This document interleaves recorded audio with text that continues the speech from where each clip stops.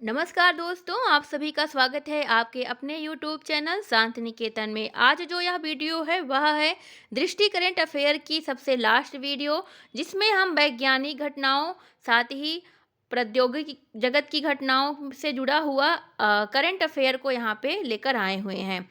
तो ये वीडियो जो है आपकी सभी परीक्षाओं के लिए, जितनी भी आगामी स्टेट पीसीएस है उन सभी के लिए बहुत ही महत्वपूर्ण है। इसके साथ ही साथ आरओ के लिए भी महत्वपूर्ण है, और जो असिस्टेंट प्रोफेसर के एग्ज़ाम होने वाले हैं उसमें भी जो थोड़ा सा करंट अफेयर पूछेगा, उस दृष्टिकोण से भी यह वीडियो महत्वपूर्ण हो जाता है। वीडियो शुरू करने से पहले आप सभी से निवेदन है कि अगर आपको वीडियो अच्छा लगे तो प्लीज़ वीडियो को लाइक करिएगा, चैनल सब्सक्राइब करिएगा, और अगर वीडियो अच्छा लगे तो उसे शेयर करिएगा। साथ ही अगर आपको दृष्टि की अन्य वीडियो देखना है तो इस सीरीज का पूरा वीडियो चैनल पे पड़ा हुआ है, आप जाके देख सकते हैं। साथ ही घटनासार करंट अफेयर का भी वीडियो वहाँ पे है, आप उसे भी देख सकते हैं। तो फिलहाल हम अपना वीडियो स्टार्ट करते हैं। पहली जो घटना है करंट अफेयर्स की, उसकी हम शुरू करेंगे। चंद्रयान 4 मिशन को मंजूरी प्रदान कर दी है हमारे नरेंद्र मोदी जी की अध्यक्षता में केंद्रीय मंत्रिमंडल ने। ठीक है, कब दी है? 18 सितंबर 2024 को। इस मिशन के तहत चंद्रमा के सतह पर सफलतापूर्वक लैंड करने के पश्चात पृथ्वी पर वापस आने में प्रयोग होने वाली प्रौद्योगिकियों का विकास एवं प्रदर्शन किया जाएगा। साथ ही चंद्रमा से नमूने एकत्र कर उनका पृथ्वी पर विश्लेषण भी किया जाएगा। इस मिशन के लिए अंतरिक्ष यान के विकास एवं प्रक्षेपण का उत्तरदायित्व इसरो पर होगा। ठीक है, तो ये आप सभी ध्यान रखिएगा। इसके साथ ही चंद्रयान 4 से जुड़े हुए कुछ अन्य महत्वपूर्ण बात हैं जो आप यहाँ इन बिंदुओं के माध्यम से देख सकते हैं। और साथ ही इस मिशन को अनुमोदन प्राप्ति के पश्चात 36 महीनों के अंदर पूरा करने का लक्ष्य भी निर्धारित किया गया है। और इसमें कितना व्यय होगा ये देख लीजिए, 2104.06 करोड़ रुपए मानित हैं। ठीक है, इस मिशन के लिए। अगला जो हम देखेंगे बिंदु है वह है भारतीय अंतरिक्ष स्टेशन। 18 सितंबर 2024 को हमारे नरेंद्र मोदी जी की अध्यक्षता में केंद्रीय मंत्रिमंडल ने भारतीय अंतरिक्ष स्टेशन की पहली इकाई फर्स्ट यूनिट को निर्माण को स्वीकृति प्रदान की। गगनयान कार्यक्रम के दौरान दायरे में विस्तार के माध्यम से भारतीय अंतरिक्ष स्टेशन की स्थापना को मंजूरी प्रदान की गई। इस मंजूरी के तहत भारतीय अंतरिक्ष स्टेशन के पहले मॉड्यूल बस फर्स्ट का विकास किया जाएगा। साथ ही इस स्टेशन के निर्माण एवं परिचालन के लिए आवश्यक विभिन्न प्रौद्योगिकियों को प्रदर्शित एवं सत्यापित करने के लिए मिशन संचालित किए जाएंगे, और प्रथम मॉड्यूल का प्रक्षेपण वर्ष 2028 में प्रस्तावित है। वर्ष 2035 तक एक परिचालित भारतीय अंतरिक्ष स्टेशन के निर्माण का लक्ष्य रखा गया है। ठीक है, तो इसलिए इसमें जो महत्वपूर्ण बिंदु हैं उन्हें आप ध्यान रखिएगा।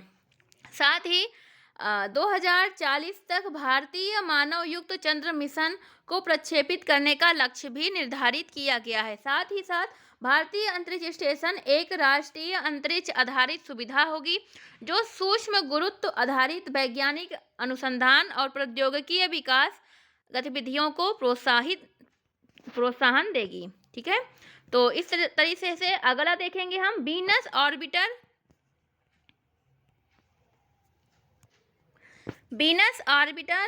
मिशन। ठीक है, तो 18 सितंबर 2024 को प्रधानमंत्री मोदी जी की अध्यक्षता में केंद्रीय मंत्रिमंडल ने वीनस ऑर्बिटर मिशन को स्वीकृति प्रदान की। ठीक है, यह मिशन पृथ्वी के सबसे निकट स्थित ग्रह अर्थात शुक्र ग्रह के वैज्ञानिक अन्वेषण हेतु लॉन्च किया जाएगा। इस मिशन के मुख्य उद्देश्य क्या है? शुक्र ग्रह के वायुमंडल और भूमंडल के संबंध में बेहतर समझ का विकास करना। अगला, शुक्र ग्रह के घनन वायुमंडल की जांच करके बड़ी मात्रा में वैज्ञानिक डाटा उत्पन्न करना। शुक्र ग्रह के वायुमंडल पर सूर्य के प्रभाव का पता लगाना। ठीक है, इसका मुख्य उद्देश्य है। इसके अलावा इसका उत्तरदायित्व किस पे होगा? इसरो पर। साथ ही इसका प्रक्षेपण वर्ष 2028 में प्रस्तावित है। इस मिशन के लिए कुल 1236 करोड़ रुपए के फंड को मंजूरी प्रदान की गई है, और इसमें 834 करोड़ रुपए अंतरिक्ष यान पर खर्च किए जाएंगे। बात करें शुक्र ग्रह की, तो प्रमुख वैश्विक मिशन जो इससे जुड़े हुए हैं, मैरिनर 2, यह पृथ्वी से परे किसी अन्य ग्रह के अन्वेषण के लिए पहला सफल मिशन था। यह अमेरिकी मिशन 14 दिसंबर 1962 को शुक्र ग्रह के निकट से होकर गुजरा था। अगला था मैगेलन, ठीक है। 4 मई 1989 को प्रक्षेपित नासा का मैगेलन शुक्र ग्रह की पूरी सतह की छवियां लेने वाला पहला अंतरिक्ष यान था। तीसरा था वीनस एक्सप्रेस। यह 9 नवंबर 2005 को प्रक्षेपित यह पहला यूरोपीय अंतरिक्ष यान था जिसने शुक्र ग्रह की कक्षा में प्रवेश किया। इसके आगे ये 4 और 5 और हैं, ठीक है। आगे देखेंगे अगली पीढ़ी का उपग्रह प्रक्षेपण यान। अगली पीढ़ी के प्रक्षेपण यान के विकास को मंजूरी प्रदान की है हमारे केंद्रीय मंत्रिमंडल ने। इसरो के LV-M3 प्रक्षेपण यान की वर्तमान नीति भार क्षमता की तुलना में NG-LV की नीति भार क्षमता 3 गुनी होगी, जबकि इसकी लागत LV-M3 की लागत की तुलना में मात्र 1.5 गुना ही होगी, ठीक है। इसको आप सभी ध्यान से देखते रहिए। इसमें बाकी जो इम्पोर्टेंट है आप इसको अपने हिसाब से देख लीजिएगा, ठीक है। ये देखिए, इसमें 3 विकासात्मक उड़ानें आयोजित की जाएंगी, D1, D2 और D3, ठीक है। और इस चरण को जो है 8 वर्ष में पूरा करने का लक्ष्य निर्धारित किया गया है, 96 माह। अगला है पोलारिस डॉन मिशन। 10 सितंबर 2024 को नासा के फ्लोरिडा में स्थित कैनेडी स्पेस सेंटर से पोलारिस डॉन मिशन को प्रक्षेपण सफलतापूर्वक संपन्न हुआ। इस मिशन को स्पेस एक्स के फॉल्कन 9 रॉकेट द्वारा ड्रैगन अंतरिक्ष यान के माध्यम से प्रक्षेपित किया गया। इस मिशन के तहत एक सदस्यीय नागरिक दल को अंतरिक्ष में भेजा गया था, जो कि निम्नवत इस प्रकार हैं। कौन कौन थे ये देखिए। मिशन कमांडर थे जेरेड इसाकमैन, दूसरे थे स्कॉट पोटीट, सराह गिलिस, अन्ना मेनन, ठीक है। आगे हम देखेंगे ये जो जेरेड इसाकमैन है, ये शिफ्ट 4 पेमेंट इंक नामक अमेरिकी कंपनी के संस्थापक और CEO भी हैं, ठीक है। इसलिए इसको इसमें देख लीजिएगा आप सबकी। अगर हम देखें गैर पेशेवर अंतरिक्ष यात्रियों द्वारा की गई यह प्रथम स्पेस वॉक थी, ठीक है। इस मिशन के दौरान अंतरिक्ष यात्रियों द्वारा पहली व्यावसायिक स्पेस वॉक को पूरा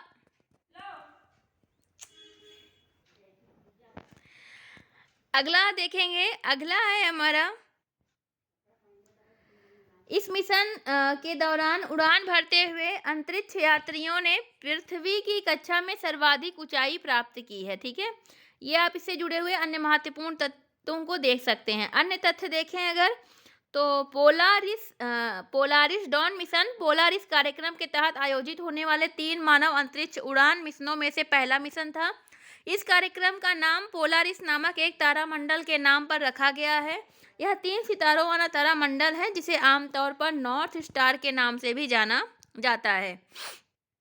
इस मिशन के दौरान मिशन विशेषज्ञ सराह गिलिस ने वायलिन पर star Wars the force awakens नामक फिल्म के गीत रेस थीम की धुन भी बजाई थी, ठीक है।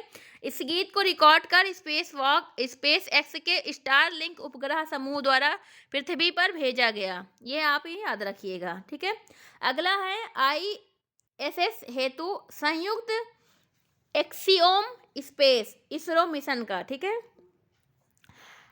अगस्त 2024 में जारी विज्ञप्ति के अनुसार अमेरिकी कंपनी एक्सियोम स्पेस ने भारतीय अंतरिक्ष अनुसंधान संगठन इसरो के साथ एक ऐतिहासिक अंतरिक्ष उड़ान समझौते पर हस्ताक्षर किया।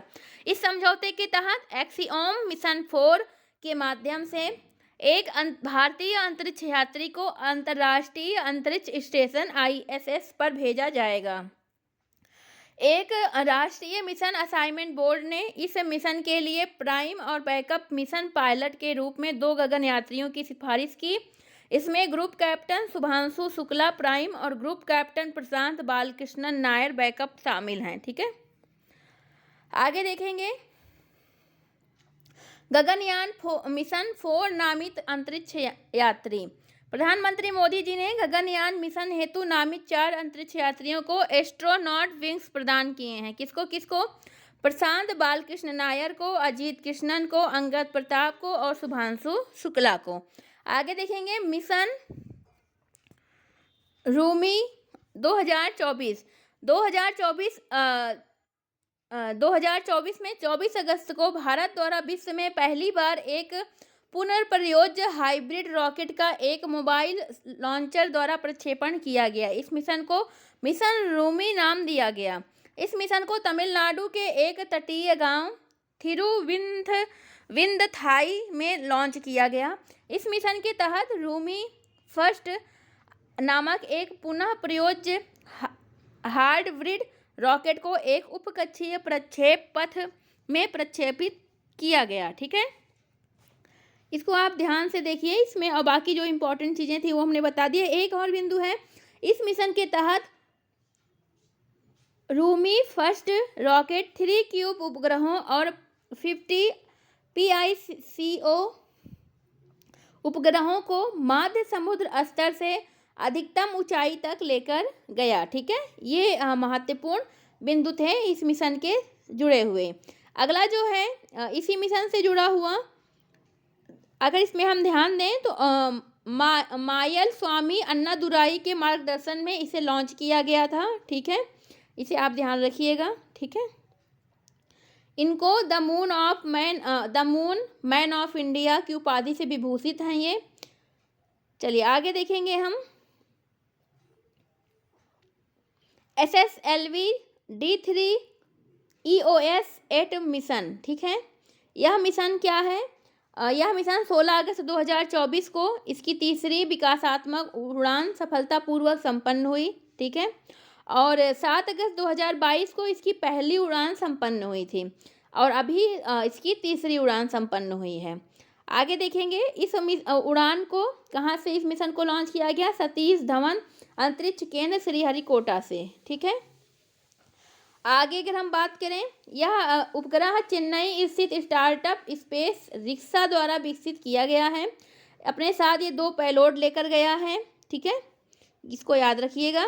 और इसमें से एक पेलोड का विकास चेन्नई स्थित स्पेस किड्स इंडिया के निर्देशन में SRM पब्लिक स्कूल चेन्नई के छात्रों द्वारा किया गया है। इस प्रकार SRM public school space rickshaw mode में किसी पेलोड को लॉन्च करने वाला प्रथम भारतीय स्कूल बन गया है। ये इम्पोर्टेंट हो जाता है। आगे देखेंगे EOS 8 क्या है? इसका वजन 175.5 किलोग्राम होता है और ये अपने साथ 3 पेलोड लेके गया, EOIR और GNSSR और सिक UV डोसीमीटर। ठीक है, आगे देखेंगे SSLV क्या है? SSLV इसरो का एक नया प्रक्षेपण है। उभरते हुए वैश्विक लघु उपग्रह प्रमोशन सेवा बाजार की आवश्यकताओं को ध्यान में रखते हुए इसरो ने SSLV का विकास किया है। इसका पूरा नाम है स्मॉल सैटेलाइट लॉन्च व्हील। चलिए आगे देखेंगे पुष्पक क्या है? इसरो द्वारा पुनः प्रयोज्य प्रेक्षण यान। 23 जून 2024 को भारतीय अंतरिक्ष अनुसंधान संगठन इसरो ने पुनः प्रयोज्य प्रक्षेपण यान का अवतरण परीक्षण सफलतापूर्वक संपन्न किया और यह इसका तीसरा और अंतिम परीक्षण था। ठीक है, और कहाँ किया गया? चित्रदुर्ग कर्नाटक में।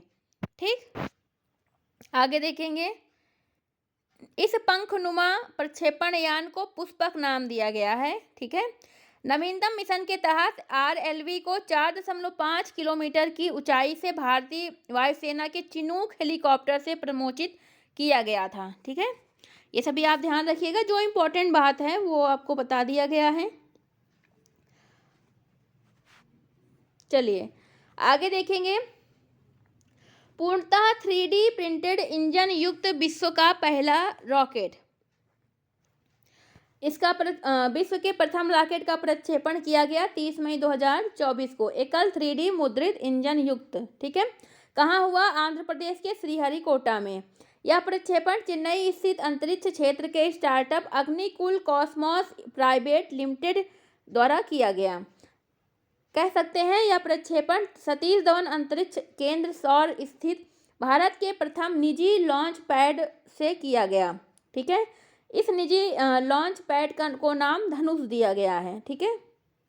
साथ ही एकल 3D मुद्रित इंजन युक्त विश्व के प्रथम रॉकेट को अग्निबाण SOR टेड नाम दिया गया है। चलिए आगे हम देखेंगे, इससे जुड़े कुछ और बिंदु हैं, देख लीजिए। अग्निबाण जो है वो द्विचरणीय रॉकेट है, ठीक है, और यह 300 किलोग्राम तक वजनी उपग्रहों को 700 किलोमीटर की ऊंचाई पर स्थित कक्षा में स्थापित कर सकता है। अगला है ब्लू ओरिजिन का NS-25 मिशन। अमेरिका की एरोस्पेस और प्रक्षेपण सेवा प्रदाता निजी कंपनी ब्लू ओरिजिन द्वारा 19 मई को 2024 में NS-25 मिशन लॉन्च किया गया। यह एक उपकक्षीय अंतरिक्ष उड़ान मिशन था और 7वां मानव उड़ान मिशन भी यह था। और इस मिशन के तहत 6 अंतरिक्ष यात्रियों को अंतरिक्ष में भेजा गया, जिनमें से भारत के एक उद्यमी और पायलट गोपी थोटाकुरा भी शामिल थे। गोपी थोटाकुरा भारत के पहले नागरिक अंतरिक्ष पर्यटक बन गए हैं। ये राकेश शर्मा 1984 के बाद अंतरिक्ष की यात्रा करने वाले दूसरे भारतीय यात्री हैं, ठीक है। कौन? गोपी थोटाकुरा। आगे देखेंगे, अगला है भारत का द्वितीय अंतरिक्ष पोर्ट। हाल ही में मोदी जी ने कुलाशेखरपट्टनम को भारत के द्वितीय अंतरिक्ष पोर्ट का शिलान्यास किया। कुलाशेखरपट्टनम तमिलनाडु के थूथुकुडी जिले में स्थित एक तटीय गांव है। भारत का द्वितीय अंतरिक्ष पोर्ट 24 महीने के भीतर पूरी तरह कार्यशील हो जाएगा और यह गैर सरकारी उद्यमों को अंतरिक्ष गतिविधियों का संवर्धन करेगा, ठीक है। इसमें और आप देख लीजिए, यह इसरो का एक प्रमुख केंद्र भी होगा, ठीक है। चलिए आगे देखेंगे, जो इम्पोर्टेंट है, क्योंकि ज़्यादा बताना कोई ज़रूरी नहीं है, जो मुख्य है वो हम बताएंगे, बाकी आपके सामने सारा है और आपको जो इम्पोर्टेंट अपनी तरह से लगे उसे आप नोट करते जाइएगा। हाल ही में अंतर्राष्ट्रीय खगोलीय संघ द्वारा प्रोफेसर जयंत मूर्ति के नाम पर एक क्षुद्र ग्रह का नामकरण करने की घोषणा की गई। 2005 X296 नामक क्षुद्र ग्रह को जयंत मूर्ति का नाम दिया गया है। IAU द्वारा अपने छोटे पिंडों के नामकरण पर कार्य समूह के माध्यम से यह घोषणा की गई, ठीक है। इस उपग्रह की खोज 2005 में की गई थी और यह क्षुद्र ग्रह मंगल और बृहस्पति के मध्य स्थित कक्षा में घूर्णन करते हुए प्रत्येक 3.3 वर्षों में सूर्य की एक परिक्रमा पूरी करता है। और यह किसके द्वारा खोजा गया था?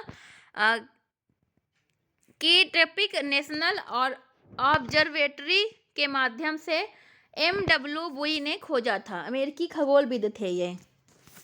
चलिए आगे हम देखेंगे, इसके पहले प्रोफेसर MK वेणु बापू के नाम पर एक क्षुद्र ग्रह को नाम दिया गया था और प्रोफेसर JC भट्टाचार्य के नाम पर एक क्षुद्र ग्रह को नाम दिया गया था। नाम आप सभी देख लीजिए।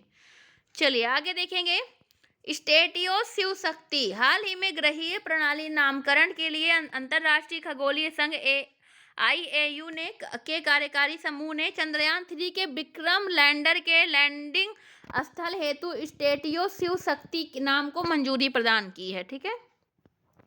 चंद्रयान 3 का विक्रम लैंडर चंद्रमा की सतह पर जिस स्थान पर उतरा था उसे अब शिव शक्ति के नाम से जाना जाएगा। यह घोषणा मोदी जी के द्वारा की गई। आगे देखेंगे, विक्रम फर्स्ट के चरण सेकंड का परीक्षण 27 मार्च 2024 को Skyroot Aerospace private limited द्वारा विक्रम फर्स्ट प्रक्षेपण यान के द्वितीय चरण का सफल परीक्षण किया गया। यह परीक्षण जो है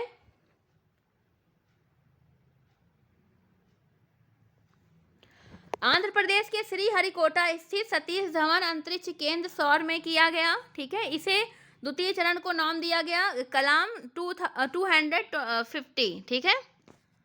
आगे देखेंगे, यह कंपनी का प्रथम वाणिज्यिक रॉकेट है, इसे याद रखिएगा।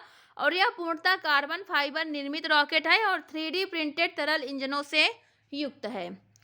चलिए आगे देखेंगे, ओडिसियस चंद्रमा पर लैंड करने वाला पहला निजी अंतरिक्ष यान। यह ओडिसियस चंद्रमा की सतह पर सफलतापूर्वक लैंड करने वाला विश्व का पहला निजी अंतरिक्ष यान बन गया है। ठीक है, इससे जुड़े हुए अन्य बिंदुओं को आप यहाँ पे देख सकते हैं। आगे हम देखेंगे अगला इंपॉर्टेंट बिंदु क्या है। मैलापर्ट क्या है? एक क्रेटर इस क्रेटर का नाम चार्ल्स मैलापर्ट के नाम पर रखा गया है। ठीक है, HAPS का सफल प्रक्षेपण। CSIR राष्ट्रीय अंतरिक्ष प्रयोगशालाएं बेंगलुरु के वैज्ञानिकों ने एक सौर ऊर्जा चालित छद्म उपग्रह का पहला परीक्षण सफलतापूर्वक संपन्न किया। वास्तव में यह एक नई पीढ़ी के UAV का प्रोटोटाइप है। ठीक है, कब किया गया? फरवरी में। आगे देखेंगे GSLV F-14 मिशन। ठीक है, यह मिशन 17 फरवरी को सफलतापूर्वक इसरो के द्वारा लॉन्च किया गया। इस उपग्रह को GSLV F-14 प्रक्षेपण यान द्वारा प्रक्षेपित किया गया। यह एक मौसम विज्ञान उपग्रह है। ठीक है, और यह सतीश धवन अंतरिक्ष केंद्र सौर से संपन्न हुआ है। आगे देखेंगे अगला जो हमारा बिंदु है, ये आप देख लीजिए। ये जो है, ये अभी हमने जो बताया वो किन किन इस उपग्रह के जो डाटा है, क्या क्या मतलब इम्पोर्टेंट होगा, ये जुड़े हैं। चलिए आगे, आपको यहाँ पे जो इम्पोर्टेंट लगे उन्हें आप देख सकते हैं। आगे हम देखेंगे PSLV 358X पोसेट मिशन। 1 जनवरी 2024 को इसरो के द्वारा PSLV C58 के माध्यम से एक्स पोसेट उपग्रह को प्रक्षेपित किया गया। श्रीहरिकोटा सतीश धवन अंतरिक्ष केंद्र सौर से उड़ान भरी है इसने, और यह एक्स पोसैट को पूर्व की ओर निम्न झुकाव कक्षा में स्थापित कर दिया। यह PSLV की कुल 60वीं कह सकते हैं 60वीं उड़ान थी, और साथ ही यह PSLV DL संस्करण की चौथी उड़ान थी। एक्सपोसैट का पूरा नाम है एक्सरे ध्रुवणमापी उपग्रह। ठीक है, यह इसरो का पहला ऐसा वैज्ञानिक उपग्रह है जो खगोलीय स्रोतों से एक्सरे उत्सर्जन के अंतरिक्ष आधारित ध्रुवीकरण मापन में अनुसंधान हेतु समर्पित है। आगे देखेंगे, आगे हमारे जो महत्वपूर्ण बिंदु हैं उन्हें, पोलिक्स का निर्माण जो है, विकास जो है रमन अनुसंधान संस्थान बेंगलुरु के द्वारा किया गया है। ठीक है, ज़्यादा इसमें इम्पॉर्टेंट भी है। साइंस, जिन लोगों का साइंस है उनको मेंस के दृष्टिकोण से बहुत इम्पॉर्टेंट है। बाकी आप देख सकते हैं ये सारा। नासा का साइकी अंतरिक्ष यान लॉन्च। यह 13 अक्टूबर 2024 को नासा का साइकी अंतरिक्ष यान लॉन्च किया गया। इसको स्पेस एक्स के फॉल्कन हैवी रॉकेट द्वारा प्रक्षेपित किया गया। ठीक है, और यह पहली बार चंद्रमा से परे लेजर संचार का परीक्षण करेगा। यह नासा का प्रथम ऐसा मिशन है जो चट्टान व बर्फ से अधिक धातुओं से युक्त किसी क्षुद्रग्रह का अध्ययन करेगा, और यह 2029 तक साइकी साइकी क्षुद्रग्रह तक पहुंचने का लक्ष्य निर्धारित किया है। साइकी क्षुद्रग्रह को देखें तो यह 16वां क्षुद्रग्रह है जिसे सिस्टीन साइकी का भी कहा जाता है। प्राचीन ग्रीक कथाओं में इसे आत्मा की देवी भी कहा गया है। इसकी खोज जो है इटालियन खगोल शास्त्री एनिबेल डी गैस्पारिस ने 1852 में की थी। आगे देखेंगे, यूरोप का पहला निजी रॉकेट म्यूरा फर्स्ट लॉन्च। 7 अक्टूबर 2023 को स्पेनिश कंपनी PLD स्पेस द्वारा म्यूरा फर्स्ट नामक पुनर्प्रयोज रॉकेट को सफलतापूर्वक लॉन्च किया गया। यह मिशन इस रॉकेट के अटलांटिक महासागर में गिरने के साथ ही समाप्त हुआ। म्यूरा फर्स्ट रॉकेट के प्रथम मिशन का प्राथमिक उद्देश्य एक उपकक्षीय परीक्षण उड़ान का संचालन करना था। म्यूरा फर्स्ट को इसके पूर्व नाम एरियन फर्स्ट नाम भी दिया जाता है। ठीक है, म्यूरा फर्स्ट यूरोप के एक निजी कंपनी द्वारा विकसित पहला रॉकेट है। आगे देखेंगे PSLV V-57 या कह सकते हैं आदित्य LV मिशन। यह मिशन 2 सितंबर 2023 को भारत के ध्रुवीय उपग्रह प्रक्षेपण यान PSLV C-57 द्वारा सफलतापूर्वक लॉन्च किया गया। कहाँ से? आंध्र प्रदेश के श्रीहरिकोटा में स्थित सतीश धवन अंतरिक्ष केंद्र सौर से इसका द्वितीय लॉन्च पैड से यह प्रक्षेपित किया गया। ठीक है। आदित्य L1 भारत का प्रथम सौर मिशन है। ठीक है, बाकी आप सभी से देख सकते हैं। यह ना तो सौर पर लैंड करेगा ना ही उसके निकट जाएगा। ठीक है, ये आप देख लीजिए बिंदु जो इम्पोर्टेंट है। आगे हम देखेंगे ये कुछ अन्य उपग्रह हैं जो जिसे हम जल्दी जल्दी आपको दिखा देते हैं।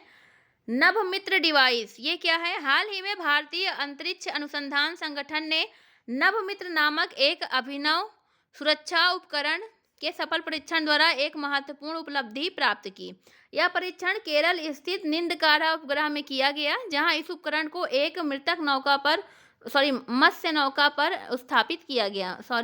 मत्स्य नौका, फिशिंग विसेल पर। ठीक है, आगे देखेंगे इस उपकरण को समुद्री यात्राओं के दौरान मछुआरों की सुरक्षा में सुधार करने के उद्देश्य से डिजाइन किया गया। ठीक है, जो इम्पोर्टेंट है वही बताते हुए चलें क्योंकि समय आपके भी पास कम है। ठीक है, लूना 25 मिशन। लूना 25 रूसी चंद्र लैंडर मिशन था। 47 वर्षों में रूस द्वारा चंद्रमा की सतह पर लैंड करने के उद्देश्य से प्रक्षेपित पहला चंद्र मिशन था। ठीक है, और यह इस मिशन को रूसी अंतरिक्ष एजेंसी रॉसकॉस्मोस द्वारा 11 अगस्त 2023 को सोयुज 2.1B फ्रैगट रॉकेट से प्रक्षेपित किया गया। लूना 25 मिशन को चंद्रमा के दक्षिणी ध्रुव पर बोगुसलॉव्स्की क्रेटर के निकट लैंड किया जाना था। ठीक है, आगे इससे जुड़ी बातें जो थी हमने बता दिया। चंद्रयान 3 के सफल लैंडिंग। 14 जुलाई 2023 को भारत के तृतीय चंद्र मिशन चंद्रयान 3 का सफल प्रक्षेपण किया गया। इसे LVM-3M4 प्रक्षेपण यान के माध्यम से प्रक्षेपित किया गया। उल्लेखनीय है कि LVM-3 रॉकेट की चौथी परिचालन उड़ान थी। ठीक है, यह आंध्र प्रदेश के श्रीहरिकोटा सतीश धवन अंतरिक्ष केंद्र सौर से द्वितीय लॉन्च पैड से किया गया। लिफ्ट ऑफ के समय चंद्रयान 3 का कुल भार 3895 किलोग्राम था। प्रमुख 3 घटक थे, एक स्वदेशी प्रणोदन मॉड्यूल, एक लैंडर मॉड्यूल और एक रोवर। रोवर का कुल भार 24 किलोग्राम था। ठीक है, इसी के साथ भारत चंद्रमा की सतह पर सॉफ्ट लैंडिंग करने में सक्षम होने में विश्व का चौथा देश बन गया। इसके पहले अमेरिका, रूस और चीन कर चुके हैं, और इस जनवरी 2024 में जापान भी करके 5वां देश बन चुका है जापान। ठीक है, जहाँ पे हुआ भी हमने बताया, उस स्थान को शिव शक्ति के नाम से अब जाना जाएगा। 23 अगस्त को अब राष्ट्रीय अंतरिक्ष दिवस के रूप में मनाया जाएगा। इसके साथ ही चंद्रयान 2 ने चंद्रमा के जिस स्थान पर अपने पदचिन्ह छोड़े थे उसी स्थान को तिरंगा नाम दिया गया है। चलो आगे देखेंगे। ये हमने जो भी इम्पोर्टेंट बात थी, इसने क्या किया, इस क्षेत्र में सल्फर की उपस्थिति का पता हुआ है। ठीक है, सल्फर की उपस्थिति के ये देखिए इस अध्ययन के तहत क्या क्या किया गया है। आगे देखते हैं। इसमें जो इम्पोर्टेंट है हमने बता दिया, बाकी आप अपने दृष्टिकोण से देख लीजिए। शनि सर्वाधिक उपग्रह वाला ग्रह। हाल ही में IAU के अधीन कैम्ब्रिज मैसाचुसेट्स अमेरिका स्थित माइनर प्लैनेट सेंटर द्वारा शनि के 63 नए उपग्रहों की खोज से संबंधित एक रिपोर्ट जारी की गई। इस प्रकार शनि के उपग्रहों की संख्या पूर्व से 83 से बढ़कर 146 पहुंच गई है। ठीक है, जिस कारण यह सर्वाधिक उपग्रहों वाला ग्रह बन गया है। साथ ही शनि 100 से अधिक उपग्रहों वाला पहला ग्रह बना है। टाइटन शनि सबसे बड़ा उपग्रह है। साथ ही गैनीमीड बृहस्पति का उपग्रह के बाद हमारे सौरमंडल का दूसरा सबसे बड़ा उपग्रह है। इसे देख लीजिए। सौरमंडल के उपग्रह, शनि के 146, बृहस्पति के 95, यूरेनस के 28, नेपच्यून के 16, चंद्र मंगल के 2, पृथ्वी का 1, शुक्र का कोई नहीं, बुध का कोई नहीं। बहुना ग्रह प्लूटो के 5 उपग्रह हैं। आगे देखिए, अब हमारा जो बिंदु है वो तकनीकी और प्रौद्योगिकी से संबंधित। भारत का 24वां परमाणु ऊर्जा संयंत्र कहाँ पे लगाया गया? काकरापार परमाणु ऊर्जा स्टेशन इकाई 4 ने अपनी संपूर्ण क्षमता के साथ परिचालन प्रारंभ किया है 21 अगस्त को गुजरात में। ठीक है, यह भारत का दूसरा स्वदेशी 700 MWV क्षमता का दाबित भारी जल रिएक्टर है। ठीक है, और यह जो है भारत का पहला स्वदेशी इतना क्षमता वाला रिएक्टर है। इसका व्यावसायिक परिचालन 30 जून 2023 में प्रारंभ हुआ था। इसका जो इम्पोर्टेंट बात है वो देख लीजिए। और यह जो काकरापार परमाणु ऊर्जा स्टेशन इकाई है वह भारत की 24वीं ऊर्जा संयंत्र है। ठीक है, आगे देखेंगे।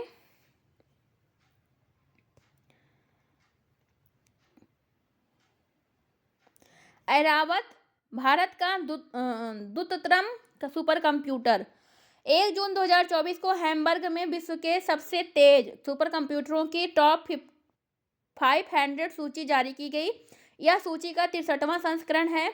इस नवीनतम सूची में भारत के सुपर कंप्यूटर फ्रंटियर को विश्व का सबसे तेज सुपर कंप्यूटर घोषित किया गया। वास्तव में यह विश्व का पहला एक्जा स्केल सुपर कंप्यूटर है। इस कंप्यूटर का HPL स्कोर 1.206 एक्जा फ्लॉक्स है। आगे बात करें, यह computer Oak Ridge national laboratory America में जो है वहाँ पे स्थित है। ठीक है, और यह फ्रंटियर सुपर कंप्यूटर आर्किटेक्चर के द्वारा निर्मित हुआ है और AMD प्रोसेसरों से यह लैस है। फ्रंटियर भारत का पहला है, अरोरा अमेरिका का ही है दूसरे स्थान पे, ईगल तीसरे स्थान पे, फुगाकू चौथे स्थान पे और लोमी 5वें स्थान पे। ये टॉप 15 सुपर कंप्यूटर हैं। भारत के 4 सुपर कंप्यूटरों को स्थान प्राप्त हुआ। पुणे में स्थित ऐरावत PSAI भारत का सबसे तेज सुपर कंप्यूटर है। इसे टॉप 500 सूची में 110वां स्थान मिला। इसकी अधिकतम संसाधन गति 8.50 पेटाफ्लॉप्स है और AI सुविधाओं से लैस है ये क्षमताओं से। ठीक है, इसके बारे में आप देख लीजिए। ऐरावत नाम याद रखिएगा। ठीक है, इसके साथ ही प्रत्युष को भी स्थान मिला हुआ है। प्रत्युष के अलावा एक और है सी डैक को स्थान मिला। परम सिद्धि AI, सी डैक पुणे में स्थापित परम सिद्धि AI और साथ ही प्रत्युष और मिहिर, ये 4 कंप्यूटर हैं। ये देख लीजिए। राष्ट्रीय सुपर कंप्यूटिंग मिशन पहले महत्वपूर्ण सुपर कंप्यूटर परम रुद्र 2024 में उद्घाटित हुआ। परम कामरूप, ये देख लीजिए। ये सारे कंप्यूटर आप देख लीजिए, बहुत ही इंपॉर्टेंट है। आगे देखेंगे, विश्व के सर्वाधिक शक्तिशाली MRI से मानव मस्तिष्क की छवियों का अनावरण। अप्रैल 2024 में विश्व के सर्वाधिक शक्तिशाली MRI स्कैनर आईसेल्ट ने मानव मस्तिष्क की पहली तस्वीर प्रदान की। ठीक है, यह जो स्कैनर है विश्व की सर्वाधिक शक्तिशाली मशीन है। ठीक है, फ्रांस में विकसित हुई है ये। ठीक है, आगे देखेंगे, कुछ इंपॉर्टेंट बातें आगे देख लेते हैं। MRI क्या है इसे आप देख लीजिए। दक्षिण पूर्व एशिया की प्रथम हाई स्पीड रेल का अनावरण किया गया है 2 अक्टूबर 2023 को। कहाँ पे? इंडोनेशिया में। ठीक है, जिसका नाम है वोस। ठीक, इसका पूरा नाम देखना हो तो आप देख लीजिए। इस परियोजना को मुख्य रूप से चीन द्वारा वित्त पोषित है। यह रेलवे परियोजना जकार्ता को पश्चिमी जावा प्रांत की राजधानी वांडुंग शहर से जोड़ती है। ठीक, इसकी गति देख लीजिए 350 किलोमीटर प्रति घंटा। यह विद्युत ऊर्जा के उपयोग से कार्बन उत्सर्जन में इसमें कमी आएगी वर्तमान में Mumbai Ahmedabad high speed rail परियोजना भारत में स्वीकृत एकमात्र हाई स्पीड रेल परियोजना है। भारत में चिन्हित 7 हाई स्पीड रेल कॉरिडोर देख लीजिए, ये हैं। ठीक, आगे चलते हैं। अब हम देखेंगे शरीर एवं स्वास्थ्य विषयक वैज्ञानिक गतिविधियां, ठीक है, जो टीके वीके लगे हैं उन सबसे संबंधित। MVABN एम पॉक्स का पहला टीका 13 सितंबर 2024 को WHO ने वयस्कों में एम पॉक्स से निपटने के लिए पहले टीके के प्रयोग को मंजूरी प्रदान की। एम पॉक्स के इस टीके का नाम MVABN रखा गया है।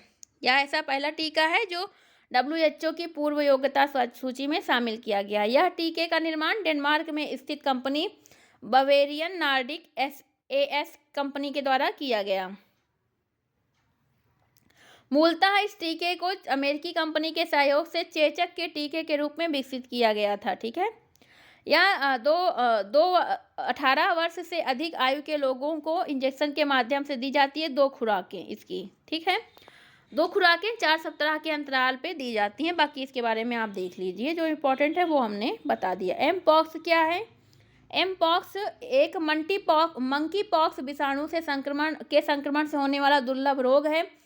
यह एक जूनोटिक रोग है, अर्थात ऐसा रोग जो पशुओं से मनुष्यों में प्रसारित होता है। ठीक है, ये देखिए,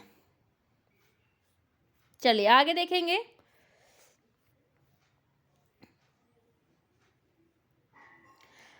हिलकॉल हैजा का नया टीका 27 अगस्त 2024 को भारत बायोटेक इंटरनेशनल लिमिटेड ने हैजा के कॉलरा के एक नए टीके को लॉन्च किया, जिसका नाम है हिलकॉल। यह एक नया एकल स्ट्रेन ओरल हैजा टीका है। ठीक है, इस टीका का विकास हिलमैन लेबोरेटरीज द्वारा प्रदत्त लाइसेंस के तहत हैदराबाद में स्थित भारत बायोटेक ने किया। इसका देख लीजिए खुराक वगैरह। 2030 तक हैजा से संबंधित मौतों को 90% कम करने के लक्ष्य को यह महत्वपूर्ण योगदान उसमें देगा। यूबीकॉल एस टीका, यह टीका हैजा के एक और नए ओरल टीके के रूप में आया है। ठीक है, यह एक निष्क्रिय ओरल टीका है, इसको भी आप देख लीजिए। R21 मैट्रिक्स एम द्वितीय मलेरिया रोधी टीका, इसको भी शामिल करने वाला विश्व का पहला देश कौन बना है? कोटे डी आइवर। ठीक है, 15 जुलाई को नियमित टीकाकरण कार्यक्रम में। ठीक है, कोटे डी आइवर। यह मलेरिया का दूसरा ऐसा टीका है जिसके प्रयोग की सिफारिश WHO द्वारा की गई है। ठीक है, टीकों का नाम आप याद रखिएगा, इम्पोर्टेंट है। चलिए इस टीके में क्या है? इस टीके में नोवावैक्स का मैट्रिक्स एम एडजुवेंट शामिल है। यह एक सैपोनिन आधारित एडजुवेंट है और सैपोनिन आमतौर पर चिली में पाया जाने वाला क्विलाजा सैपोनेरिया या सोप बार्क पेड़ में प्राकृतिक रूप से पाए जाने वाले यौगिक होते हैं जो अद्वितीय औषधीय गुण से जुड़े होते हैं, जो कि यह एक एडजुवेंट जो है किसी टीके का एक ऐसा घटक है जो उस टीके के प्रति शरीर की प्रतिरोधक क्षमता जो है उसकी प्रतिरोधक क्षमता को की प्रतिक्रिया को बढ़ा देता है। ठीक है, जिससे टीका अधिक शक्तिशाली और टिकाऊ हो जाता है। भारत में चांदीपुरा विषाणु का प्रकोप जून 2024 के प्रारंभ और 15 अगस्त 2024 के मध्य केंद्रीय स्वास्थ्य एवं परिवार कल्याण मंत्रालय द्वारा भारत में AES के 245 मामले दर्ज किए गए, जिसमें 82 लोगों की मृत्यु हुई। 64 कुल मामले चांदीपुरा विषाणु के संक्रमण की चिन्हित हुई। ठीक है, इसका प्रकोप पिछले 20 वर्षों में सबसे बड़ा है। यह सर्वाधिक प्रभाव गुजरात में रहा। CHPV रबडोविरिडे परिवार का यह सदस्य है। यह विषाणु मूल रूप से मानसून के मौसम के दौरान देश के पश्चिमी, मध्य और दक्षिणी भागों में छिटपुट मामलों और प्रकोप का कारण बनता है। यह विषाणु मक्खियों, मच्छरों और किलनी जैसे रोगवाहकों द्वारा प्रसारित होता है और 15 वर्ष से कम आयु के बच्चों को प्रभावित करता है। ठीक है, आगे देखेंगे क्यू डेंगू का नया टीका है। ठीक है, जिसे WHO द्वारा लॉन्च किया गया और इसको टॉक 003 भी कहा जाता है। यह डेंगू का दूसरा टीका है, इसरो WHO द्वारा लाइसेंस प्राप्त, और यह जापान में स्थित टाकेडा फार्मास्यूटिकल कंपनी लिमिटेड द्वारा लॉन्च किया गया है। ठीक है, यह डेंगू का टीका है। डेंगू क्या है आप सभी जानते हैं, मच्छरों से प्रसारित होने वाला एक विषाणु जनित रोग है। डेंगू का स्वदेशी टीका है, जो भारत में पहली बार डेंगू के किसी टीके के तीसरे चरण के नैदानिक परीक्षणों के शुभारंभ की घोषणा की गई है 14 अगस्त 2024 को। ठीक है, यह इसका पहला टीका है। डेंगीऑल हमारे भारत का पहला टीका है, स्वदेशी टीका। आगे देखेंगे मैन 5CV मेनिनजाइटिस का 5-in-1 टीका 12 अप्रैल 2024 को WHO द्वारा जारी मेनिनजाइटिस से निपटने के लिए एक 5-in-1 टीके को लॉन्च करने वाला नाइजीरिया विश्व का पहला देश बन गया। WHO की अनुशंसा पर यह टीका लॉन्च हुआ, जिसका नाम मैन 5CV है। यह टीका मेनिंगोकोकल जीवाणु की 5 प्रमुख नस्लों A, C, W, Y और X के विरुद्ध प्रतिरक्षा प्रदान करता है। ठीक है, मेनिंजाइटिस एक गंभीर संक्रमण है जो मस्तिष्क और रीढ़ की हड्डी को आच्छादित करके कवर करके उसकी सुरक्षा करने वाली झिल्लियों में सूजन का कारण बनता है। ठीक है, यह रोग जीवाणुओं, विषाणुओं, कवकों और परजीवियों की कई प्रजातियों के कारण होता है। ग्लोबल हेपेटाइटिस रिपोर्ट 2024 WHO द्वारा 9 अप्रैल को लॉन्च किया गया। ठीक है, जिसमें 187 देश थे। ठीक है, ये देखिए ये रिपोर्ट के बारे में।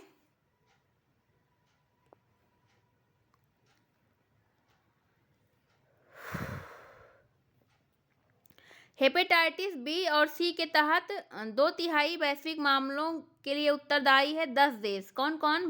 चीन, Bharat, Indonesia, Nigeria, Pakistan, Ethiopia, Bangladesh, Vietnam, Philippines और रूसी संघ। हेपेटाइटिस बी के 50% वैश्विक मामलों के लिए 3 देश उत्तरदायी हैं, चीन, भारत और इंडोनेशिया। ठीक है, हेपेटाइटिस सी के 50% वैश्विक मामलों के लिए 6 देश उत्तरदायी हैं, चीन, भारत, इंडोनेशिया, पाकिस्तान, रूसी संघ और संयुक्त राज्य अमेरिका। मतलब सभी में हमारा भारत नंबर 1 पे है। हेपेटाइटिस सी संक्रमण के कुल मामलों में भारत का स्थान पाकिस्तान के बाद दूसरा है। ठीक, मतलब पाकिस्तान पहले स्थान पे है। मिस्र हेपेटाइटिस सी संक्रमण को समाप्त करने की राह पर गोल्ड टियर का दर्जा हासिल करने वाला विश्व का पहला देश बन गया है।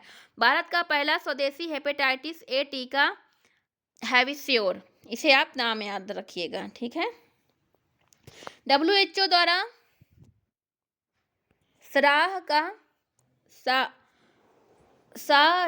का अनावरण। यह क्या है? डिजिटल स्वास्थ्य प्रमोटर। ठीक, इसका पूरा नाम आप देख सकते हैं।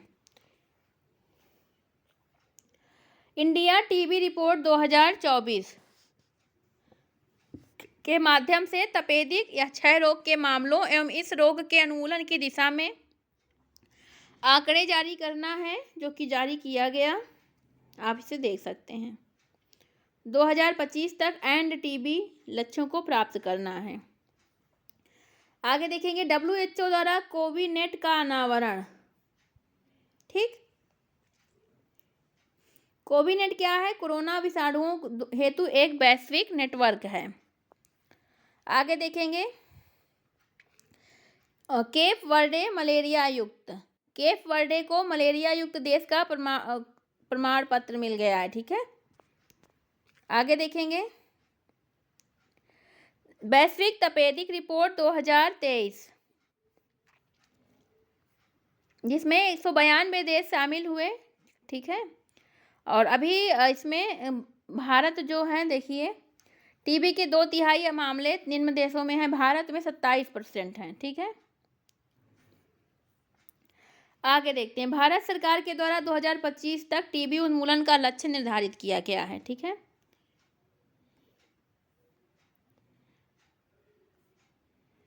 आगे देखेंगे, भारत सरकार के द्वारा निक्षय मित्र एक पहल टीबी को समाप्त करने के लिए जारी किया गया है।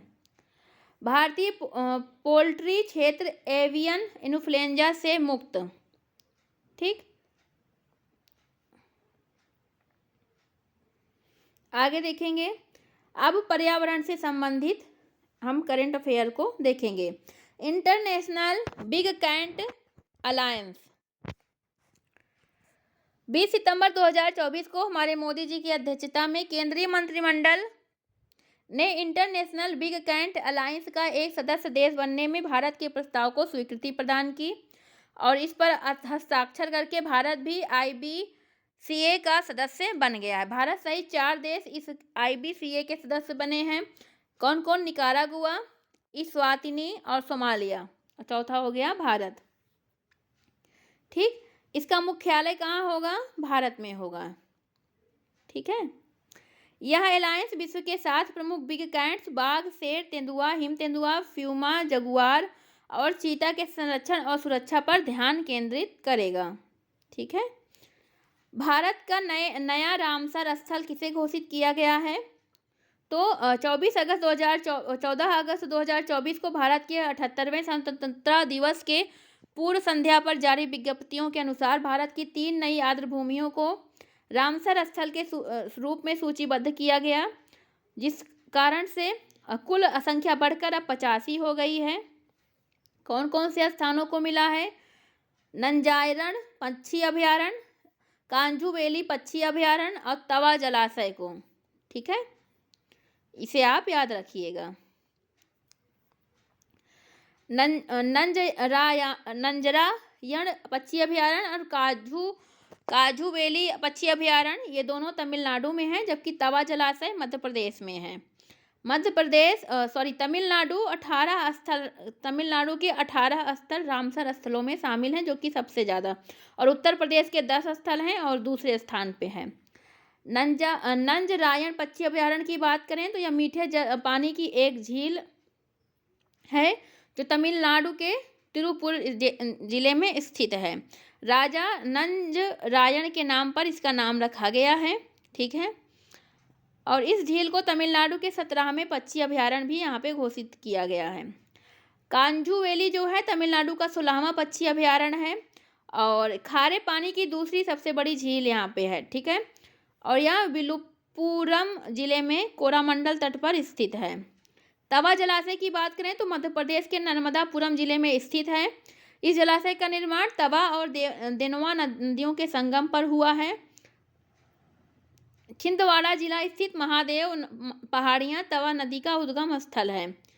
नर्मदा नदी की सबसे लंबी सहायक नदी है तवा नदी। ठीक है, तवा जलाशय एक मानव निर्मित आर्द्र भूमि है जिसका निर्माण सिंचाई के उद्देश्य से किया जाता है। सतपुड़ा बाघ अभयारण्य के अंतर्गत यह स्थित है जलाशय, और यह सबसे बड़ा संरक्षित क्षेत्र है मध्य प्रदेश। ठीक है, जो कि मध्य प्रदेश में है, इसे आप देख लीजिए।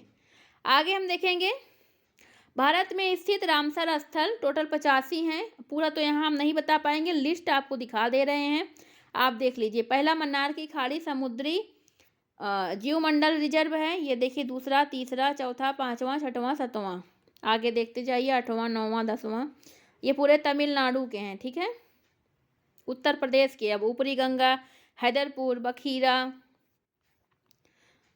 ठीक है, पार्वती, समन पक्षी अभयारण्य, सूर सरोवर, नवाबगंज पक्षी अभयारण्य, ये देखिए। अब पंजाब के 6 हैं। ठीक, उड़ीसा के 6 हैं। ठीक है, जम्मू और कश्मीर के 5 हैं, देखिए। मध्य प्रदेश के 5 हैं, कर्नाटका के 4 हैं, गुजरात के 4 हैं, हिमाचल प्रदेश के 3 हैं, केरल के 3 हैं, नाम आप सभी देख लीजिए, सामने लिखा हुआ है। महाराष्ट्र के भी 3 हैं, बिहार के भी 3 हैं, लद्दाख के 2 हैं, हरियाणा के 2 हैं, राजस्थान के 2 हैं, पश्चिम बंगाल के 2 हैं। ठीक, ये हो गई पूरी रिपोर्ट। सॉरी, और है अभी उत्तराखंड का 1 है, गोवा का 1 नंदा झील, आंध्र प्रदेश का 1 कोलोरू झील, असम का 1 दीपोर झील, मणिपुर का लोकटक झील, मिजोरम का पाला आर्द्रभूमि, त्रिपुरा का 1 है रुद्रसागर झील। विश्व वायु गुणवत्ता रिपोर्ट 2023 की बात करेंगे। यह 6वां वार्षिक संस्करण है इसका, जिसमें 134 देशों के 7,812 शहरों के PM 2.5 वायु गुणवत्ता आंकड़ों पर आधारित है। ठीक है, ये आप देख लीजिए। विश्व के 7 देशों ने PM 2.5 के संदर्भ में वार्षिक दिशा निर्देश मान को उससे कम को प्राप्त करने में सफलता प्राप्त की है, जिसमें 7 देश हैं: Australia, Estonia, Finland, Grenada, Iceland, Mauritius और न्यूजीलैंड। 3 और हैं प्यूर्टो बरमूडा और फ्रेंच पॉलिनेशिया, जिन्होंने PM 2.5 के संदर्भ में WHO के वार्षिक दिशा निर्देश मान को प्राप्त किया है। ठीक, भारत में PM 2.5 के वार्षिक औसत सांद्रता दिशा निर्देशों से 10 गुना से भी ज़्यादा अधिक है, यानी बेगूसराय बिहार भारत के 2023 में विश्व का सबसे प्रदूषित मेट्रोपॉलिटन क्षेत्र है। ठीक है, बात करें तो वर्ष 2023 में भारत विश्व और मध्य एवं दक्षिण एशिया का तीसरा सर्वाधिक प्रदूषित देश है। पार्टिकुलेट मैटर PM को देख सकते हैं, यह सांस लेने योग्य कण हैं, जो कि इसमें तमाम चीज़ें होती हैं, आप इसे देख लीजिए। आगे देखेंगे ये सर्वाधिक प्रदूषित 5 क्षेत्र, पहला बांग्लादेश, पाकिस्तान, फिर चीन। ठीक है,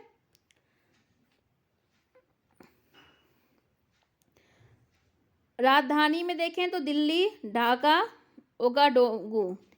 आइसोपॉड की नई प्रजाति का नामकरण। शोधकर्ताओं द्वारा कोल्लम केरल तट पर गहरे समुद्र में आइसोपॉड की एक नई प्रजाति की खोज की गई है। इस प्रजाति को ब्रूसेथोवा इसरो नाम दिया गया है।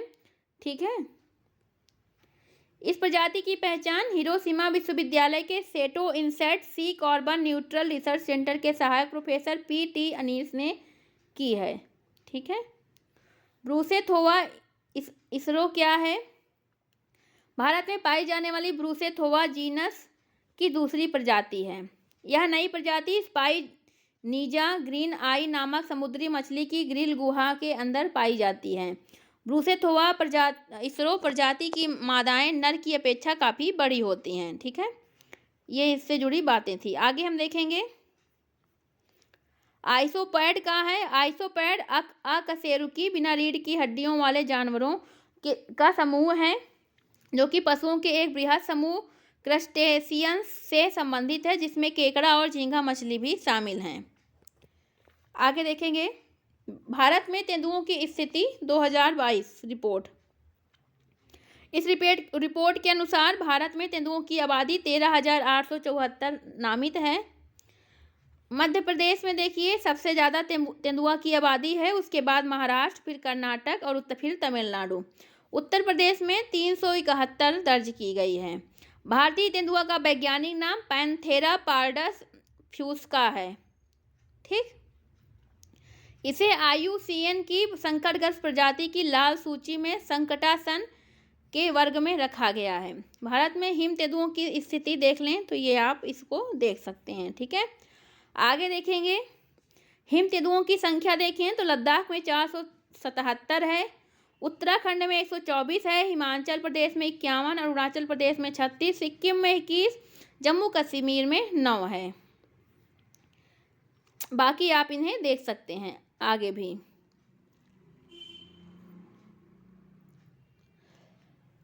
खेलो इंडिया शीतकालीन खेल 2024 का शुभंकर एक हिम तेंदुओं को ही घोषित किया गया था। इस शुभंकर को सीन AC नाम दिया गया, जिसका अर्थ है शान। ठीक है, 23 अक्टूबर को अंतर्राष्ट्रीय हिम तेंदुआ दिवस के रूप में मनाया जाता है। बर्नी हॉट भारत का सबसे प्रदूषित शहर। रिपोर्ट जारी हुई जिसके माध्यम से, कौन सी रिपोर्ट जारी हुई? स्वतंत्र अनुसंधान संगठन CREA की, ठीक है, tracing the hazy air 2024 report जारी हुई, जिसमें 227 शहर शामिल किए गए। जिन शहरों में, अगर हम भारत के कुल 50 सबसे अधिक प्रदूषित शहरों में बिहार के 17 शहर थे, उसके बाद हरियाणा के 8 शहर थे और राजस्थान के भी 8 शहर थे। भारत के 50 सर्वाधिक प्रदूषित शहरों में उत्तर प्रदेश के 7 शहर, ग्रेटर नोएडा, नोएडा, गाजियाबाद, मेरठ, मुजफ्फरनगर, बागपत और बुलंदशहर, ठीक, सबसे ज़्यादा प्रदूषित शहर। बर्निहाट शहर मेघालय का सबसे ज़्यादा प्रदूषित घोषित किया गया। बेगूसराय बिहार का, उत्तर प्रदेश का ग्रेटर नोएडा, राजस्थान का श्रीगंगानगर और बिहार का छपरा जिला सबसे ज़्यादा प्रदूषण युक्त घोषित किया गया है, ठीक है। आगे देखेंगे, भारत का पहला डार्क स्काई पार्क 2024 में पेंच बाघ अभयारण्य को भारत का पहला डार्क स्काई पार्क घोषित किया गया है, ठीक है, पेंच को। चलिए आगे देखते हैं, पेंच बाघ अभयारण्य में एक रात्रि वेधशाला भी स्थापित की गई है, ठीक है, और इस तरह एशिया का यह 5वां डार्क स्काई पार्क बन गया। ये कहाँ पे है? 2 राज्यों मध्य प्रदेश और महाराष्ट्र में विस्तृत है, ठीक। आगे बढ़ेंगे, डार्क स्काई पार्क के बारे में आप देख लीजिए, ठीक। दक्षिण पूर्व एशिया का पहला नाइट स्काई अभयारण्य लद्दाख में स्थापित किया जा रहा है, हानले गांव में, ठीक। आगे देखेंगे, नीलगिरी तहर परियोजना। तमिलनाडु के मुख्यमंत्री MK स्टालिन ने नीलगिरी तहर परियोजना लॉन्च किया 12 अक्टूबर 2023 को, और 28 दिसंबर 2022 को तमिलनाडु ने अपने राजकीय पशु नीलगिरी तहर के संरक्षण हेतु यह परियोजना की मंजूरी दी। भारत में यह इस प्रकार की पहली परियोजना है। 7 अक्टूबर को नीलगिरी तहर दिवस मनाया जाने का रखा गया है, ठीक है। नीलगिरी तहर पर्वतीय क्षेत्रों में पाया जाने वाला एक खुरदार जानवर है। UNCE की रेड लिस्ट में इसे संकटग्रस्त की श्रेणी में रखा गया। अब हम देखेंगे रक्षा विज्ञान।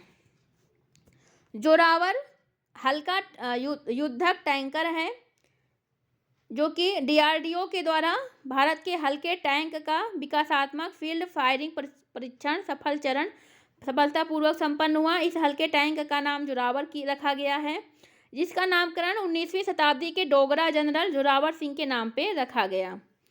यह लद्दाख और पश्चिमी तिब्बत में चीन की सेना के विरुद्ध सैन्य अभियान संचालित किया था, ठीक है। इसके बारे में आप देख लीजिए विस्तार से। यह 25 टन वजनी जोरावर देश का पहला ऐसा टैंक है जो 2 वर्षों के रिकॉर्ड समय में परीक्षण के लिए तैयार किया गया है। आगे हम देखेंगे VLSRS-AM का सफल परीक्षण। DRDO तथा भारतीय नौसेना के द्वारा इसके एक के बाद एक 2 उड़ान परीक्षण सफलतापूर्वक कहाँ किए गए? उड़ीसा के चांदीपुर में स्थित एकीकृत परीक्षण रेंज से, ठीक है। यह उड़ान परीक्षण भूमि आधारित ऊर्ध्वाधर लॉन्चर से किया गया था, ठीक है। आगे देखेंगे, मालपे और मुल्की का जलावरण। 9 सितंबर 2024 को ASW और SWC परियोजना के चौथे और 5वें पोतों मालपे और मुल्की का कोच्चि में अनावरण किया गया, ठीक है। आगे देखेंगे, अग्नि 4 का सफल परीक्षण किया गया उड़ीसा के चांदीपुर में, ठीक है। यह परीक्षण सामरिक बल कमान के तत्वावधान में आयोजित किया गया। अग्नि 4 मध्यम दूरी की बैलिस्टिक मिसाइल है, ठीक है। चलिए आगे हम देखेंगे, इसके बारे में जो और इम्पोर्टेंट हो आप देख सकते हैं। समुद्र प्रताप प्रदूषण नियंत्रण पोत। 29 अगस्त 2024 को गोवा में पहले स्वदेश निर्मित प्रदूषण नियंत्रण पोत का जलावतरण संपन्न किया गया, जिसका नाम समुद्र प्रताप रखा गया है। इस पोत का निर्माण गोवा शिपयार्ड लिमिटेड द्वारा भारतीय तटरक्षक बल हेतु किया गया, ठीक है। SE सेबेक्स 2 विस्फोटक इकोनॉमी एक्सप्लोसिव्स लिमिटेड द्वारा एक नए विस्फोटक का विकास किया गया जिसका नाम सेबेक्स 2 रखा गया। यह नया विस्फोटक मानक टेंट से 2.01 गुना अधिक घातक है। आगे देखेंगे, INS अरिघात भारतीय नौसेना में शामिल हुआ। विशाखापत्तनम में आयोजित एक समारोह में INS अरिघात को भारतीय नौसेना में शामिल किया गया। यह भारत की दूसरी स्वदेशी निर्मित परमाणु पनडुब्बी है। अरिहंत श्रेणी की यह दूसरी पनडुब्बी है। ठीक, आगे देखेंगे, गौरव लंबी दूरी का ग्लाइड बम।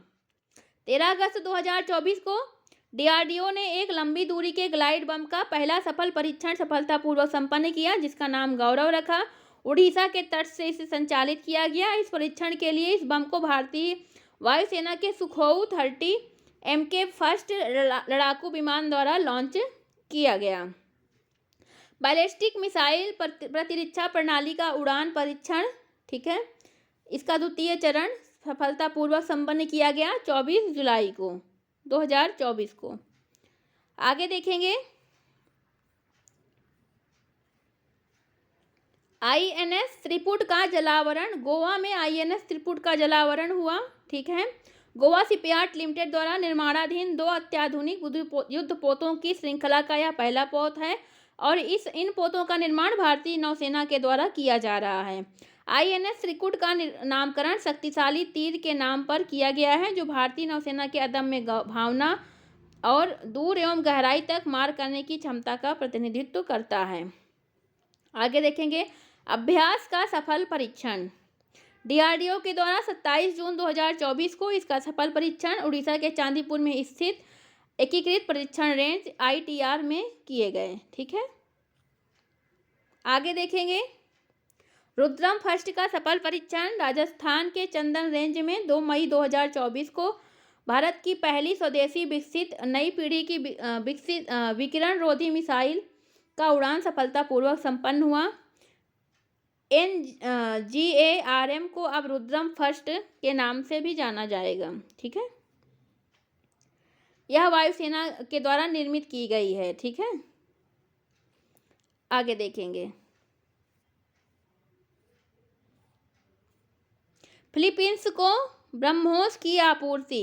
भारत ने फिलीपींस को ब्रह्मोस क्रूज मिसाइल की पहली खेप सौंपी है। ठीक है, और इस तरह फिलीपींस इस सुपरसोनिक क्रूज मिसाइल प्रणाली को प्राप्त करने वाला पहला विदेशी राष्ट्र बन गया है। आगे देखेंगे, ब्रह्मोस के बारे में आप जानना चाहें तो इसे देख लीजिए। भारत के DRDO और रूस के NPO मैसिनोट्रोयानिया के मध्य एक संयुक्त उद्यम का यह परिणाम है।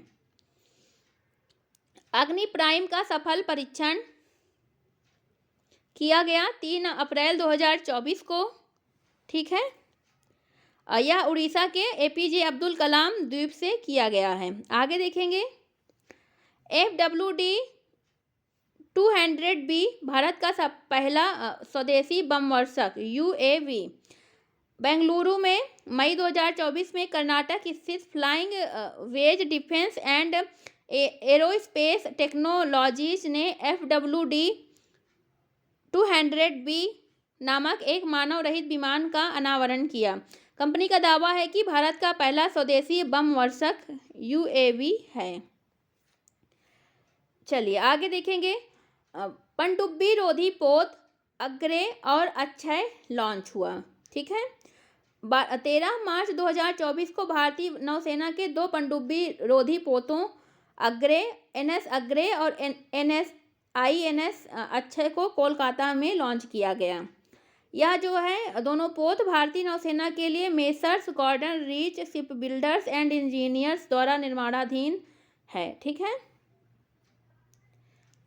आगे देखेंगे, मिशन दिव्यास्त्र। 11 मार्च 2024 को DRDO ने MIRV प्रौद्योगिकी से लैस अग्नि 5 मिसाइल का प्रथम उड़ान परीक्षण सफलतापूर्वक संपन्न किया। इस उड़ान परीक्षण को मिशन दिव्यास्त्र द्वारा नाम दिया गया है और यह परीक्षण उड़ीसा में स्थित APJ अब्दुल कलाम द्वीप से किया गया। यह एक ठोस प्रणोदक संचालित प्रक्षेपास्त्र है और अग्नि 5 एक त्रिचरणीय प्रक्षेपास्त्र है। ठीक है, इसको भी आप देखते रहिएगा। आगे बढ़ेंगे। MIRV प्रौद्योगिकी क्या है, तो इसका पूरा नाम देख लीजिए और इसके बारे में देख लीजिए, पढ़ लीजिए, क्योंकि समय कम है आपके लिए भी और हमारे लिए भी, तो फटाफट आपका भी समय न जाए, हमारा भी न जाए और काम भी हो जाए। प्रथम made in India ASTDS tug ocean grace. ठीक है, 2 मार्च 2024 को भारत के प्रथम स्वदेश निर्मित ASTDS टग ओशन ग्रेस का उद्घाटन किया गया। ओशन ग्रेस एक 60T बोलार्ड पुल टग है। ठीक है, ओशन ग्रेस टग बड़े पोतों को खींचने वाली छोटी नाव को लगभग 45 करोड़ रुपए की लागत से निर्मित किया गया है। यह टग मुख्य रूप से बड़े पोतों को खींचने, ढकेलने और उनका मार्गदर्शन करने, आगे बढ़ने में सहायता प्रदान करेगा। केजी परियोजना प्रथम तेल टैंकर पोत स्वर्ण सिंधु का शुभारंभ 2 मार्च 2024 को नरेंद्र मोदी जी के द्वारा कृष्णा गोदावरी बेसिन में स्थित KG DWN 98 2 ब्लॉक से पहले कच्चा तेल वाहक पोत स्वर्ण सिंधु को हरी झंडी दिखाकर रवाना किया गया। ठीक है, सॉरी, आगे बढ़ेंगे। VSHORANDS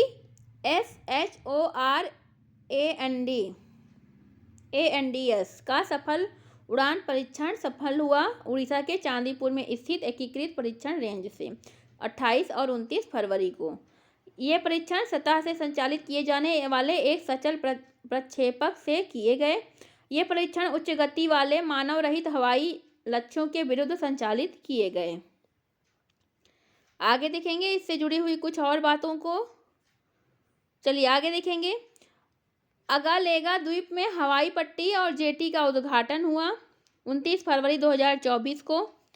मॉरिशस के अगालेटा द्वीप पर एक नई हवाई पट्टी और एक सेंट जेम्स जेटी घाट का उद्घाटन किया गया, जिसका उद्घाटन हमारे प्रधानमंत्री मोदी जी और मॉरिशस के प्रधानमंत्री प्रविंद जुगनौथ के द्वारा वीडियो कॉन्फ्रेंसिंग के माध्यम से किया गया। ठीक है, आगे देखेंगे। समार वायु रक्षा मिशन प्रणाली 17 फरवरी 2024 को वायु शक्ति 2024 अभ्यास के दौरान भारतीय वायुसेना द्वारा समर प्रणाली का उड़ान परीक्षण किया गया, पोखरण रेंज से किया गया। ठीक है, इसके पहले 2023 में भी किया गया था। INS संधायक भारतीय नौसेना में शामिल। ठीक, इसको भारतीय नौसेना में शामिल कर लिया गया है।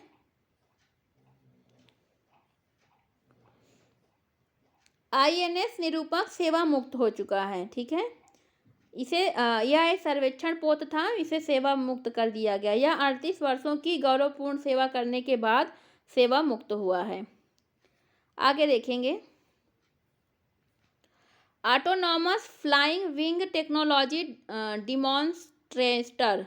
ठीक है, यह क्या है? हाल ही में DRDO द्वारा स्वदेशी रूप से विकसित उच्च गति वाले फ्लाइंग विंग मानव रहित विमान autonomous flying wing technology demonstrator का सफल उड़ान परीक्षण संपन्न हुआ। DRDO द्वारा यह उड़ान परीक्षण कर्नाटक के चित्रदुर्ग स्थित एरोनॉटिकल टेस्ट रेंज से किया गया। INS इम्फाल भारतीय नौसेना में शामिल।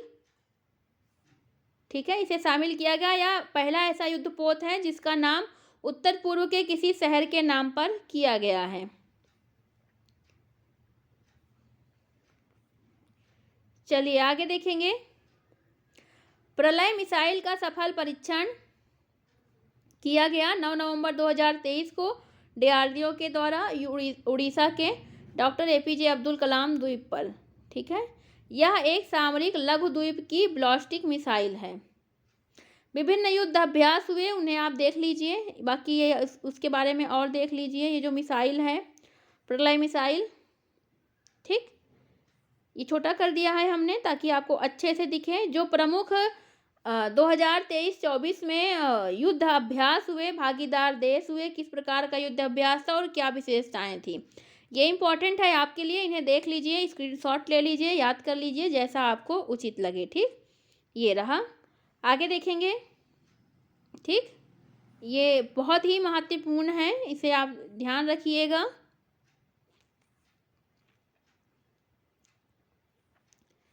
चलिए, इसी तरह आपका यह वीडियो संपन्न हुआ। दृष्टि सीरीज की पूरी श्रृंखला यहाँ पे समाप्त होती है। अब जो आपका नया वीडियो आएगा वह जीएस के सब्जेक्ट से संबंधित आएगा, और एक और वीडियो आएगा जो हिंदी से संबंधित रहेगा, क्योंकि असिस्टेंट प्रोफेसर की परीक्षाएं नज़दीक अब आ रही हैं। तो कुछ वीडियोस स्टार्ट किए जाएंगे हिंदी विषय से संबंधित, और कुछ वीडियोस स्टार्ट किए जाएंगे जीएस से संबंधित, जिसमें वीडियो साइंस से संबंधित होगा।